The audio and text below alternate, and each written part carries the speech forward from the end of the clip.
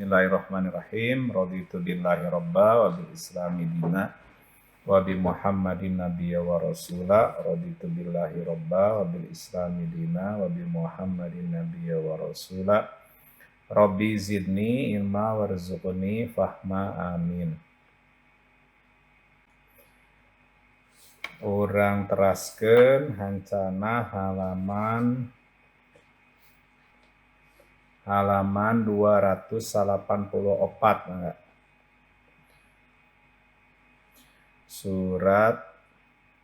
Masih surat Al-Kahfi-nya. Ayeuna ayat 14 punya telepat mah. Ayat 14. 14-nya. Ibu-ibu sadaya, Bapak Ibu, surat Al-Kahfi ya menuju di aos urang sadaya teh surat nomor ke-18 nya dina Al-Qur'an. Ieu surat kalebet surat-surat Makkiyah. Janten dilungsurkeun ka Kangjeng Nabi Muhammad sallallahu alaihi wasallam di Mekkah nya. Nah, satu acan hijrah ya di Mekkah. Nah, di Mekkah Kangjeng Nabi berhadapan sareng orang-orang kafir, orang musyrik Mekkah. Nah, ieu kisah Ashabul Kahfi teh mangrupikeun salah sawios tantangan ti orang musyrik Mekkah ka Kangjeng Nabi Muhammad sallallahu alaihi wasallam. Janten Kangjeng Nabi ditantang kanggo nyarioskeun itu mengisahkan peristiwa sekitar 300 tahun sebelum anjeunna lahir gitunya. Janten sebelum Kangjeng Nabi Muhammad sallallahu alaihi wasallam lahir. Nah, sekitar 300 tahun sebelumnya ada kejadian ini di daerah Efesus itu. Nah, cerita ini sangat populer itu di kalangan bangsa Arab saat itu. Meskipun Efesus tidak termasuk Arab ya, tidak termasuk Jazirah Arab. Kalau sekarang negaranya sekitar Turki lah gitu ya ini tuh. Kemudian Allah menceritakan kisah ieu teh ka Kangjeng Nabi Muhammad sallallahu alaihi wasallam. Nah, di ngawitan ti ayat 8 nya kamari, ayat 8. Am hasibta di ayat 8, apakah engkau mengira, nah engkau teh Kangjeng Nabi Muhammad sallallahu alaihi wasallam. Karena mendapat tantangan dari orang musyrik Mekkah untuk menceritakan tentang kisah Ashabul Kahfi.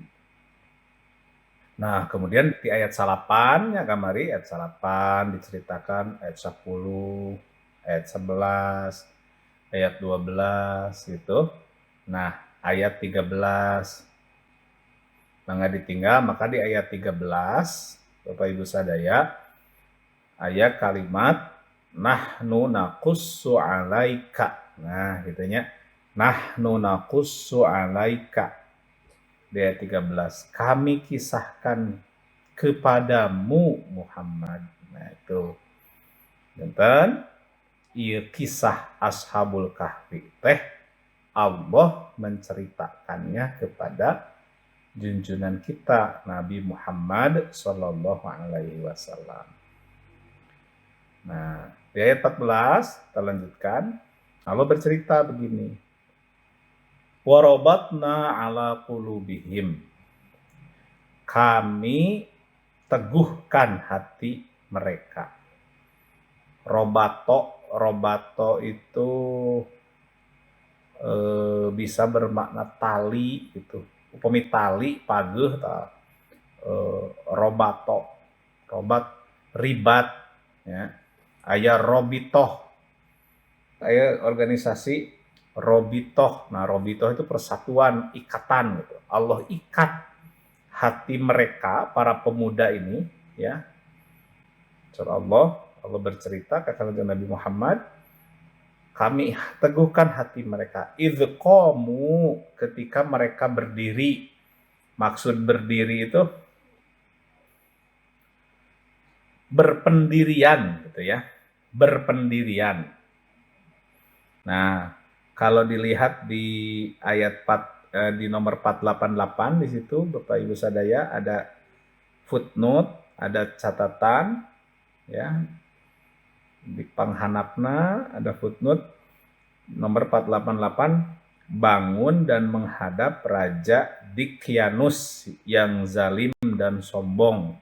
Jadi daerah Efesus teh ya teh nama rajanya adalah waktu itu rajanya Dikyanus gitu. Para pemuda ini punya pendirian. Apa pendirian mereka?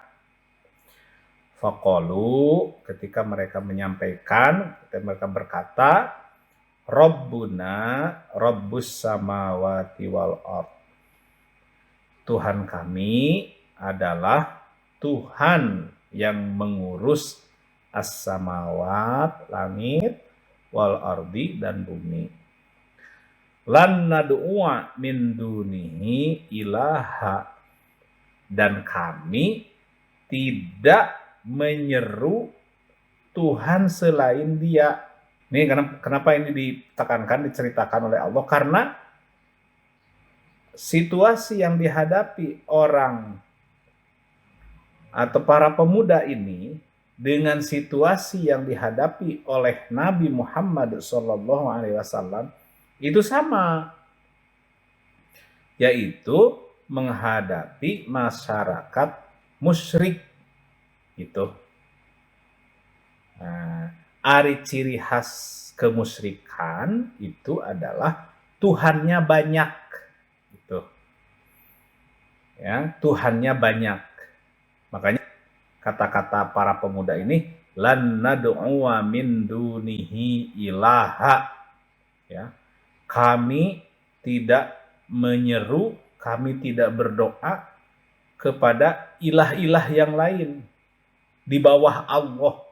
Jadi ciri khas kemusyrikan itu Bapak Ibu sadaya adalah Tuhan nomor satunya ada, ya, yaitu Allah. Nah, di bawahnya ada lagi Tuhan-Tuhan. Persis orang musyrikin Mekah, ya. Orang musyrik Mekah itu Tuhan nomor satunya adalah Allah. Nah, di bawah Allah ada Lata, Uzza, Manat. Ya. Nah, situasi ini sama persis dihadapi oleh Kangjeng Nabi Muhammad SAW dan juga oleh para pemuda yang bersembunyi ke gua ini. Itu.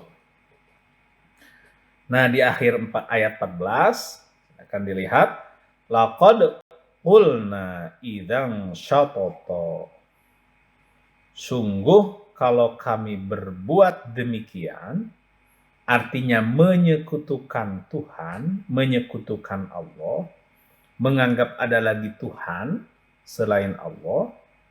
Nah, sungguh kami telah mengucapkan perkataan yang sangat jauh dari kebenaran, kata pemuda-pemuda ini ya. Nah, sekarang kita lanjutkan ayat 15. Sudah ada Pak Darwan. Mangga Pak Darwan, ayat 15. Assalamualaikum Pak. Waalaikumsalam Pak Ji. Mangga Pak.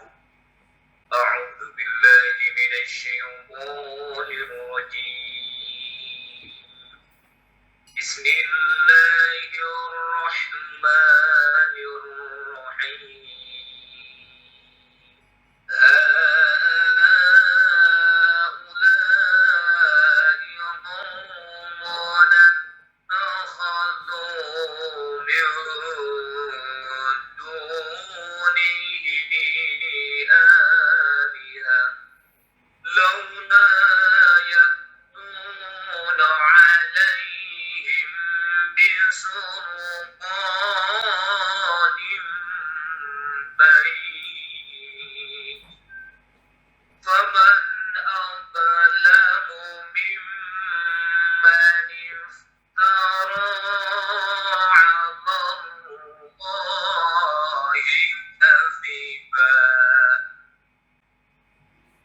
Enggak. Kami ini telah menjadikan selain Dia sebagai Tuhan-Tuhan untuk disembah.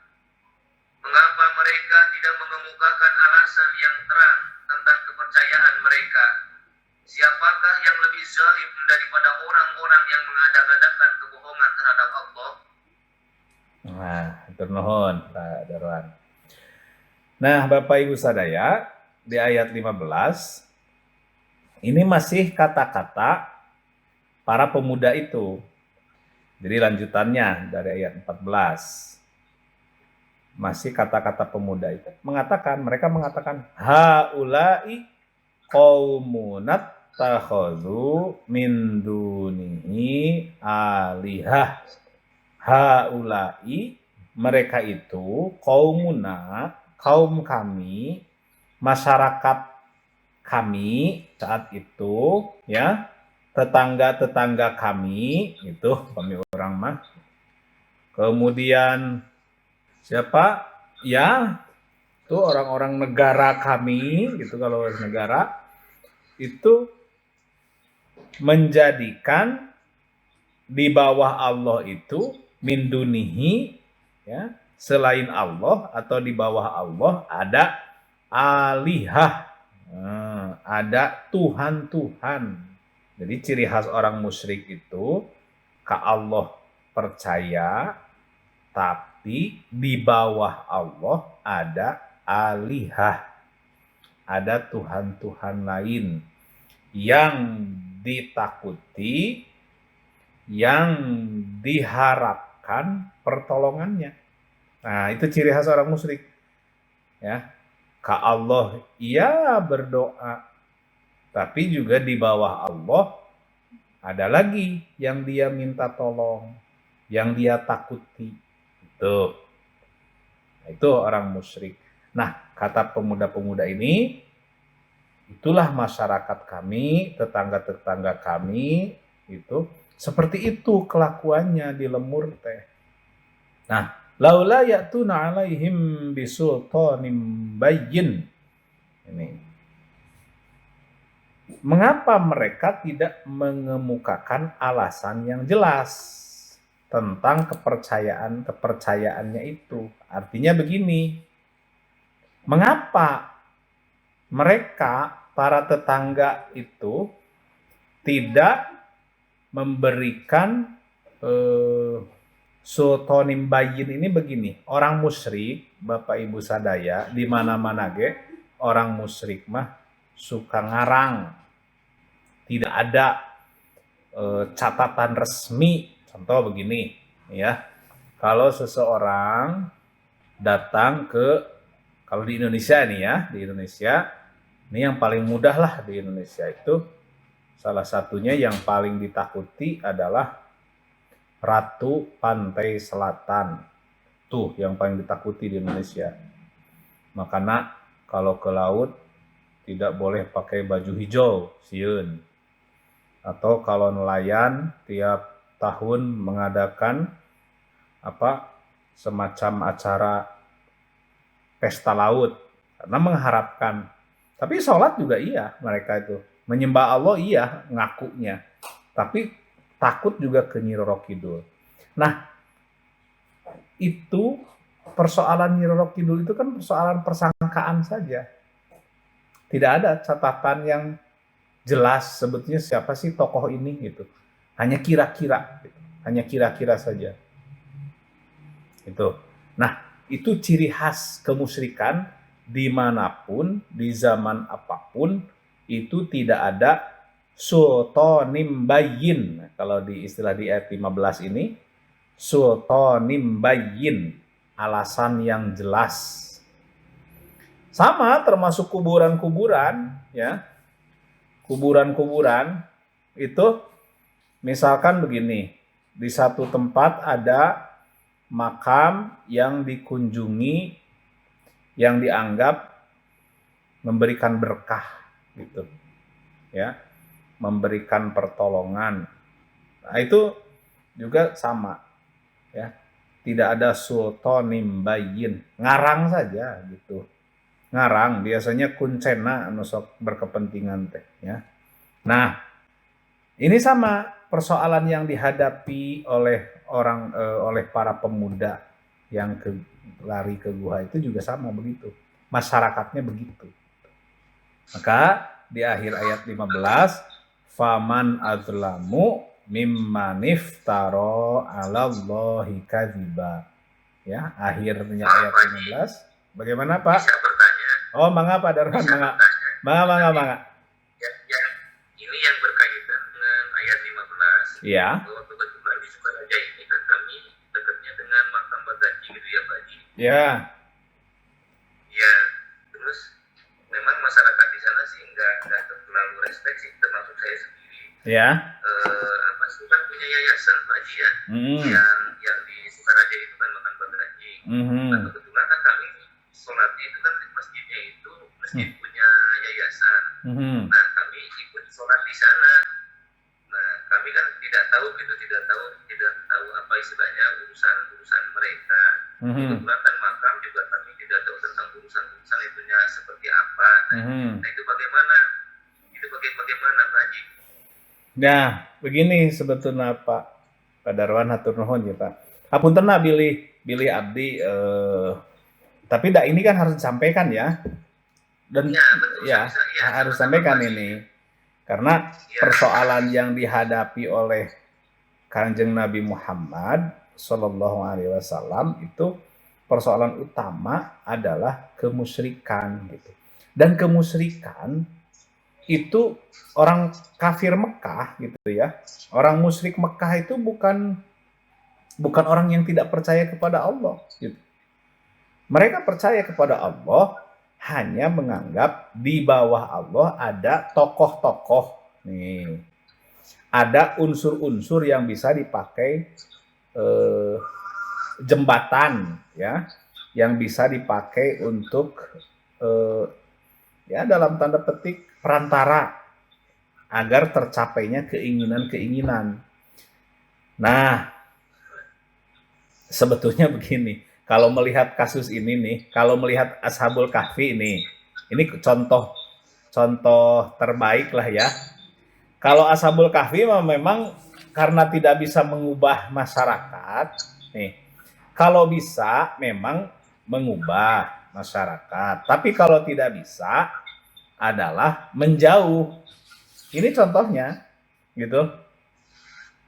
Nah, jadi nanti kita akan banyak temukan ayat-ayat Al-Quran yang mengarahkan kalau kira-kira tidak bisa mengubah ya menjauh gitu.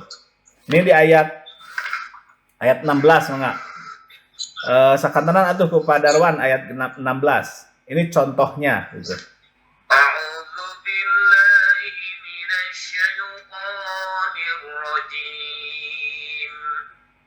وَإِذِ اعْتَزَلْتُمُوهُمْ وَمَا يَعْبُدُونَ إِلَّا اللَّهَ فَأْوُوا إِلَى الْكَهْفِ يَنشُرْ لَكُمْ رَبُّكُمْ مِنْ رَحْمَتِهِ وَيُهَيِّئْ لَكُمْ مِنْ أَمْرِكُمْ مِرْفَقًا. Dan apabila kamu meninggalkan mereka dan apa yang mereka sembah selain Allah, maka carilah tempat berlindung ke dalam gua itu. Niscaya Tuhanmu akan melimpahkan sebagian rahmat-Nya kepadamu dan menyediakan sesuatu yang berguna bagimu dalam urusan kamu. Ini contoh ya. Jadi kalau kita punya kemampuan untuk mengubah ya dihadapi, dirubah. Tapi kalau tidak mampu ini i'tizal ya.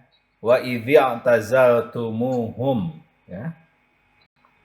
I'tazala ya'tazilu gitu. Menjauh. Nah, para pemuda ini ya karena yang dihadapi tentu raja lebih kuat dan masyarakatnya sudah mengakar gitu pada masa itu. kemusyrikan di Efesus ini sudah sangat mengakar. Tidak mungkin ini dihadapi. Maka mereka kemudian i'tizal wa idh i'tazaltumuhum wa ma ya'buduna illallah. Dan apa yang mereka sembah selain Allah. Itu. Tapi da cenah abi mah cenah henteu ngiringan ieu ya. I'tizal itu satu bisa kalau mampu tentu saja secara fisik ya, kalau mampu. Contoh seperti Kangjeng Nabi Muhammad SAW ketika hijrah dari Mekah ke Madinah itu ya i'tizal gitu. Ya, menyelamatkan diri untuk tentu saja untuk mengembangkan dakwah di Madinah. Tapi pada prinsipnya menjauhi orang-orang musyrikin Mekah. Ya, karena orang musyrik tuh susah kemusyrikan tuh. Nah, kalau yang pemuda-pemuda ini setelah dia menyampaikan prinsipnya seperti itu, maka mereka kemudian i'tazala, beri'tizal, menjauh ya dari masyarakatnya dan dari apa yang mereka sembah. Nah, kemana menjauhnya? Allah memerintahkan tentu saja dengan ilham ya kepada mereka, fa'wu ilal kahfi. Mereka ini pergi berlindung ke dalam gua. Bagaimana ke gua ini? Apakah mereka siap-siap dengan perbekalan? Al-Quran tidak menceritakan banyak ya tentang hal itu, tapi mereka ini kemudian pergi ke gua untuk ya mengamankan akidah. Dan yakinlah bahwa kalau orang berniat seperti itu, maka kata Allah, yansur lakum rabbukum mir rahmatihi wa yuhayyi lakum min amrikum mirfaqo. Itu. Niscaya Tuhanmu akan melimpahkan sebagian rahmatnya kepadamu dan menyediakan sesuatu yang berguna bagimu dalam urusanmu.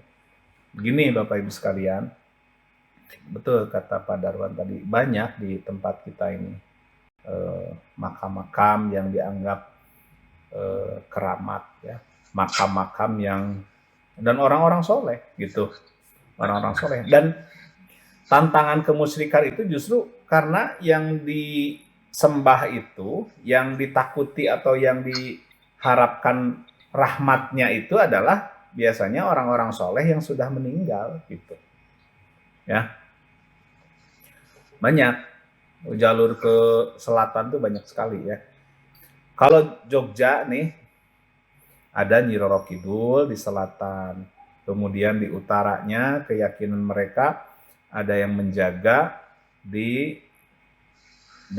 Gunung Merapi, ada Pelabuhan Ratu, ya pokoknya seluruh pantai selatan Jawa ya, dari barat, dari Banten, seluruh pantai selatan, kemudian Sukabumi ya, Pelabuhan Ratu, Cipatuja, Pangandaran, terus ke timur sampai ke Pacitan, sampai ke Banyuwangi, itu punya semacam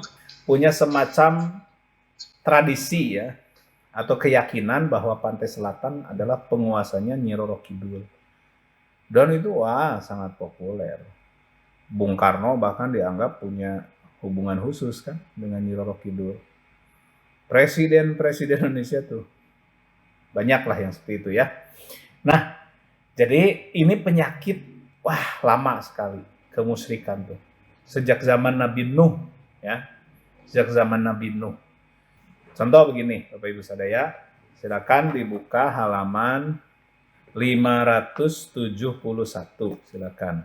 571 surat Nuh ya, ayat 23. Ayat 23. Silakan. Pak Arif, silakan Pak Arif.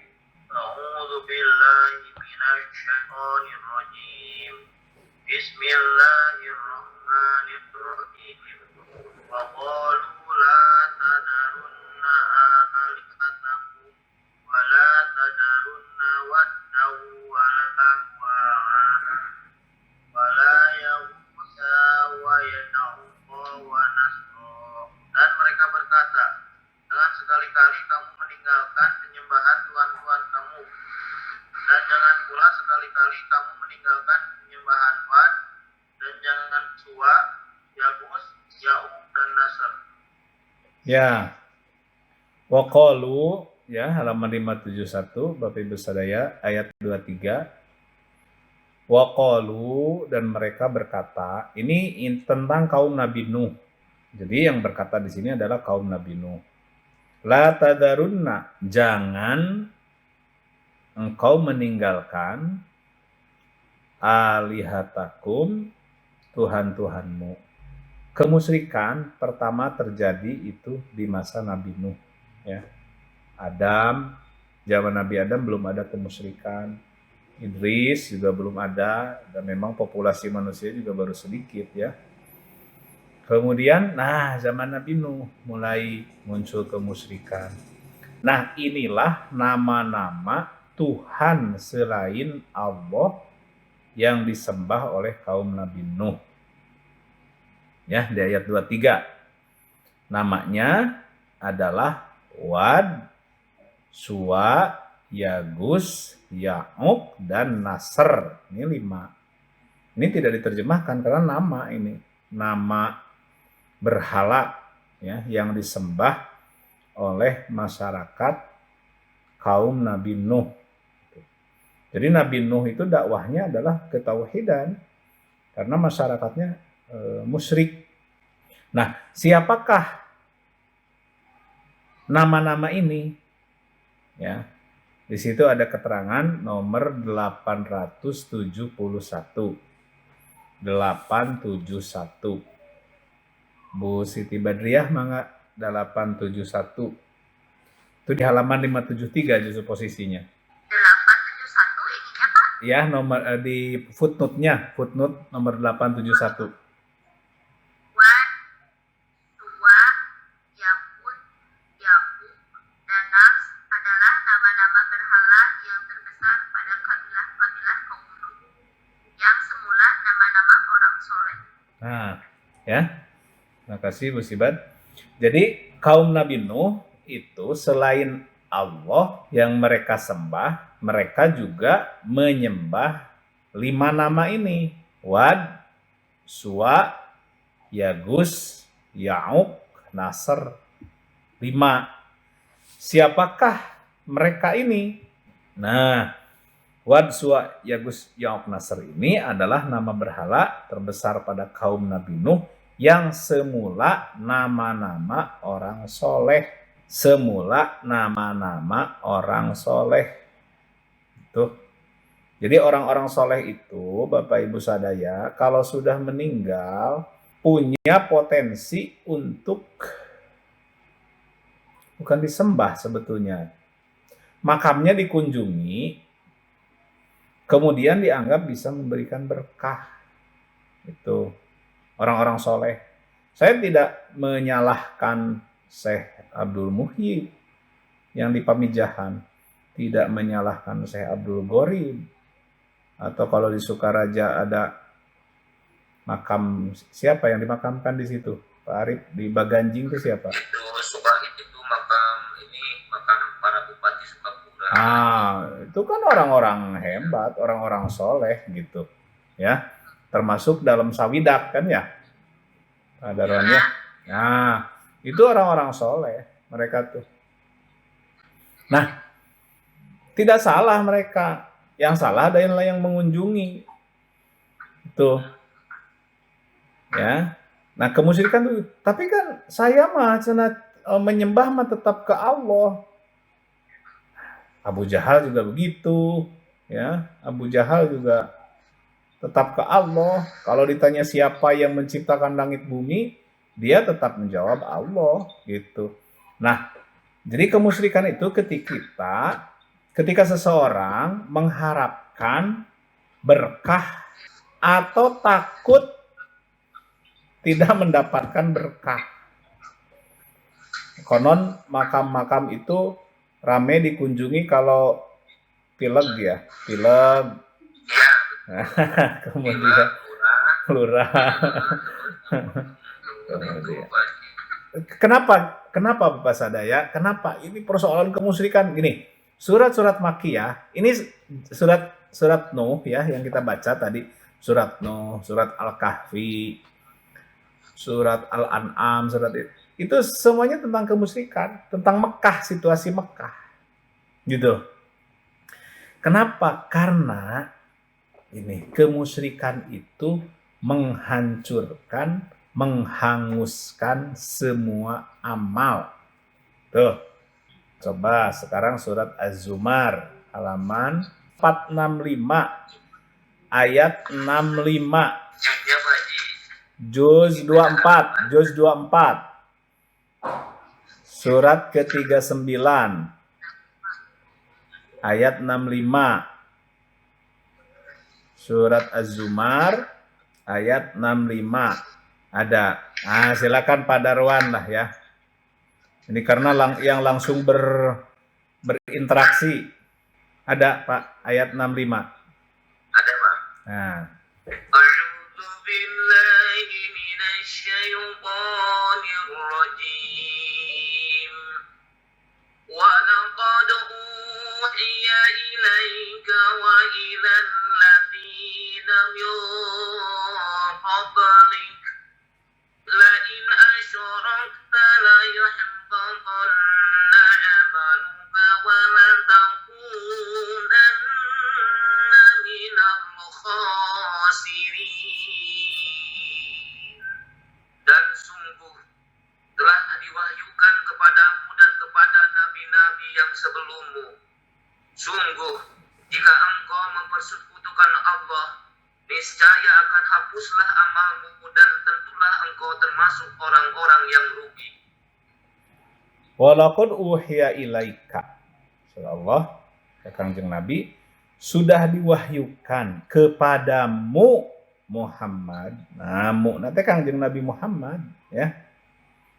Uhiya ilaika, sudah diwahyukan kepadamu Muhammad. Wa ilal ladzina min qablika, dan kepada orang-orang atau kepada nabi-nabi min qablika, sebelummu. Apa yang diwahyukan Allah? Yaitu la in asyrakta, apabila engkau musyrik gitu, apabila engkau menyekutukan Allah, layah baton. Ini kalau santri lamnya lam taukid, nunnya nun taukid, wah gitu ya. Ini kalau santri tahu persis. Artinya Allah saking mengingatkan manusia bahwa pasti kalau kamu menyekutukan Allah, pasti amal-amalmu hapus, hangus. Nih, kita nih banyak amal misalkan ya. Wah, sholat berjamaah terus, kemudian haji tiap tahun, kemudian umroh 2 minggu sekali gitu, sodakoh di mana-mana, setiap ada di jalan yang minta sumbangan ya, yang pakai sair bongkok itu Masjid As-Sairi itu biasanya orang teh ngasih. Tapi kalau menyekutukan Allah, percuma amal-amal itu, hangus gitu ya. Jadi gini Bapak Sadaya, kalau dalam ceramah-ceramah atau dalam pengajian mungkin sering mendengar bacaan atau ini, doa ini bisa, atau amal ini bisa menghapuskan semua dosa. Nah, banyak kan begitu. Lamun urang iya bakal dihapuskan semua dosa. Al-Qur'an mah sanes kitu. Al-Qur'an mah sabalikna justru. Al-Qur'an mah bukan hapus segala dosa. Yang banyak dibahas dalam Al-Qur'an mah hati-hati dengan kemusyrikan, karena itu akan menghanguskan semua amal. Aduh, orang teh geus capek-capek make pertemuan Google Meet. Nah, kan ini kan cari pahala ini teh. Google Meet teh gitu, menghabiskan kuota Ari teh hangus nanti teh karena kitanya musyrik gitu ya. Kumaha hangus teh? Ya memang ayeuna mah teu karaos, acan karaos ayeuna mah. Surat Al-Furqan, silakan surat 25. Ya. Jadi sayangnya kita hanya akan tahu hangus amal itu nanti di yaumil kiamah. Halaman 362 ya, juz ke-19. Halaman 362. Ya, Bu Siti Badriah mangga, halaman 362 ayat 23.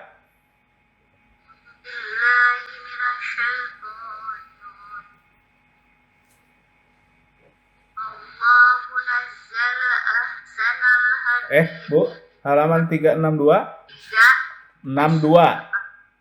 Kita sama 23 ayat 23, Bu. Waqadimna, Bu. Iya, Bu Siti Badriah di Papua di mana, Bu? Di Papua. Oh, ente benten kurana ente sami. Enggak, Bu. Ayat 23 ya? Iya, ayat 23.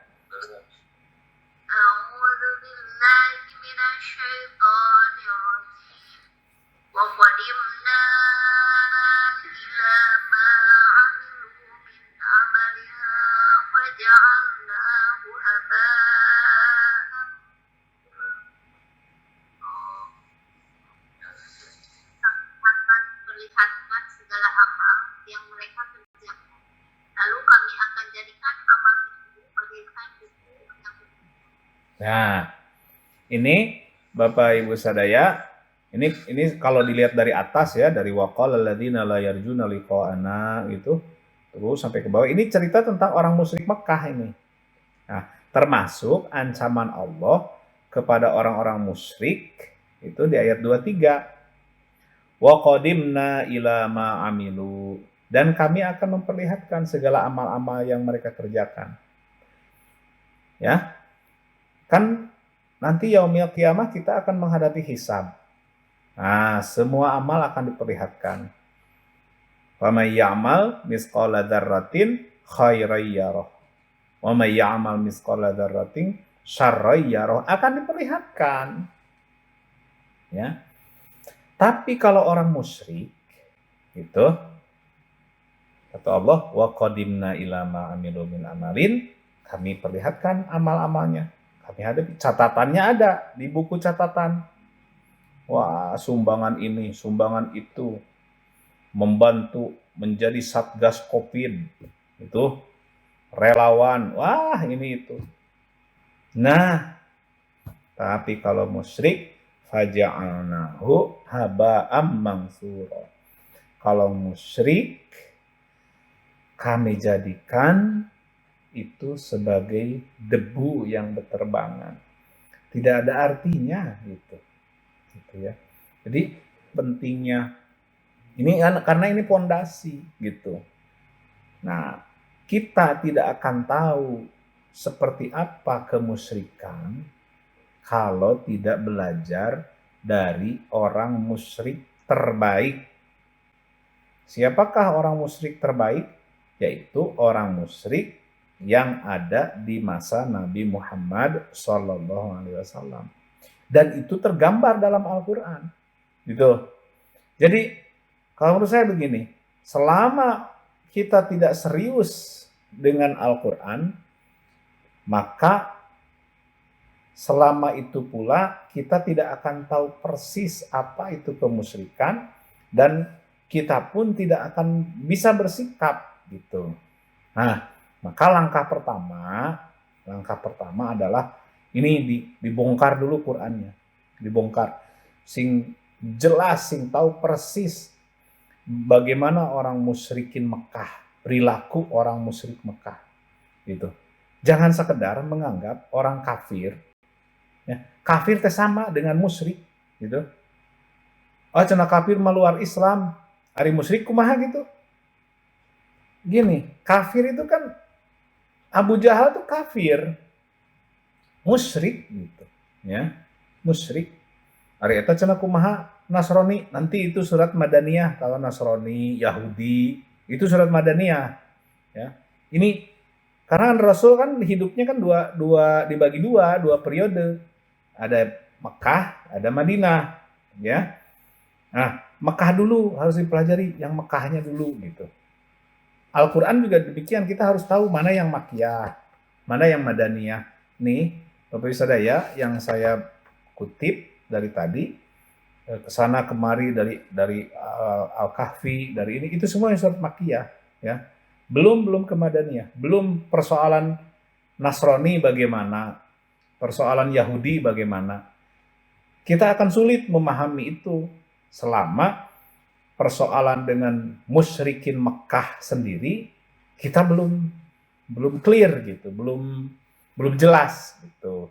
Nah, bagaimana supaya jelas? Pelajari semuanya.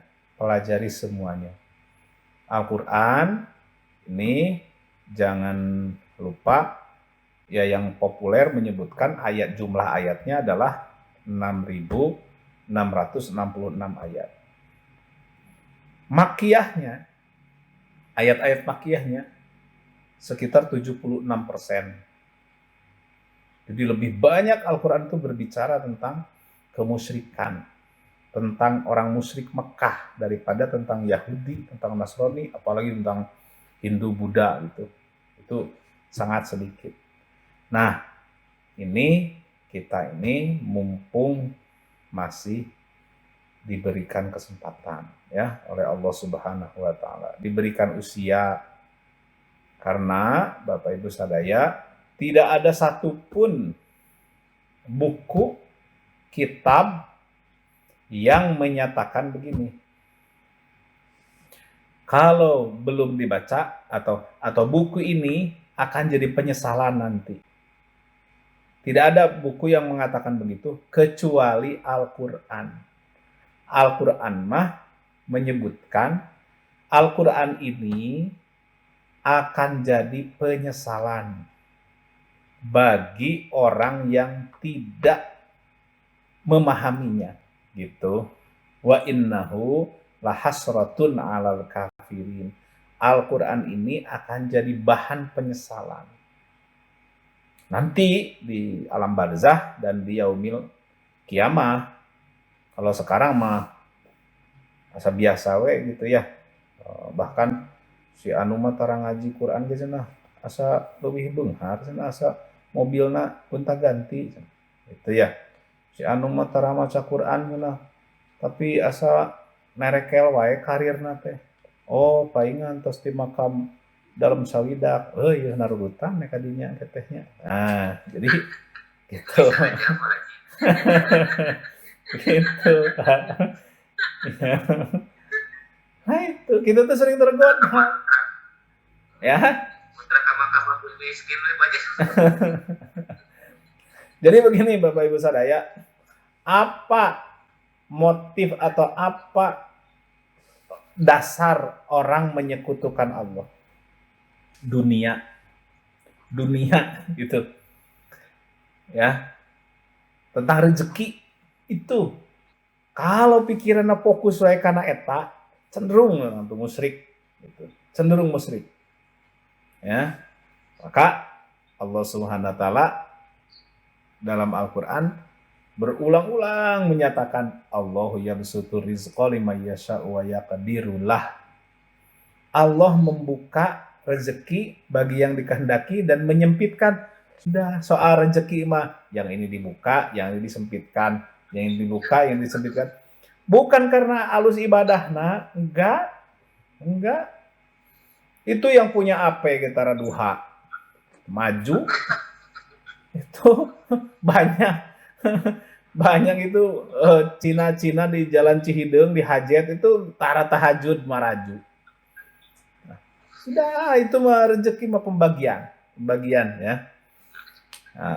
Sudah diwowoy itu mah pengajian. Oh, sudah diwowoy. Ya banyak anu ngaku Islam ge diwowoy lah gitu. Nah, iya kan? Jadi sekali lagi Bapak Ibu sadaya, pintu masuk kemusyrikan pikirkan itu adalah soal rezeki, soal dunia. Makanya saya mengajak nih, ini kita ini sedang sulit nih, masa-masa sulit, tidak bisa dipungkiri lah sekarang tuh, ya, gara-gara COVID ini sekolah gitu libur, barudak hulang-hulang tepuguh gitu, usaha susah, tukang cilok tiisen gitu. Nah, itu ujian dari Allah. Jangan ditolak, terima saja. Siap ya Allah, saya kalaupun harus bangkrut, siap bangkrut. Saya tidak akan pernah, itu komitmen, tidak akan pernah ke makam manapun. Pokoknya mah cing di imaran. Tuh ya, bagus saudarawan ya. Pokoknya mah jangan ikut-ikutan. Hati-hati, karena itu menghanguskan. Hangus itu amal-amal kita. Nanti di yaumil kiamah, aduh saya teh asa banyak amal soleh teh, tapi naon geuningan, kan rugi atuh urang teh keur di dunia teu pati beunghar, tadi itu ripuh. Nah sudahlah gitu ya. Iya tuh masa teu pati beunghar teh punten bahasa dayanya punten nih pilih aya sultan di dieu nya. Nah terus ya sultan. Maksud saya begini, ya kan kita kan tidak sekaya Sandiaga Uno atau kan gitu ya, gitu. Nah di dunia ini, nah, jangan sampai nanti. Kecuali ya betul Bu. Di Papua ya makam naon ya Pak. Itu mah.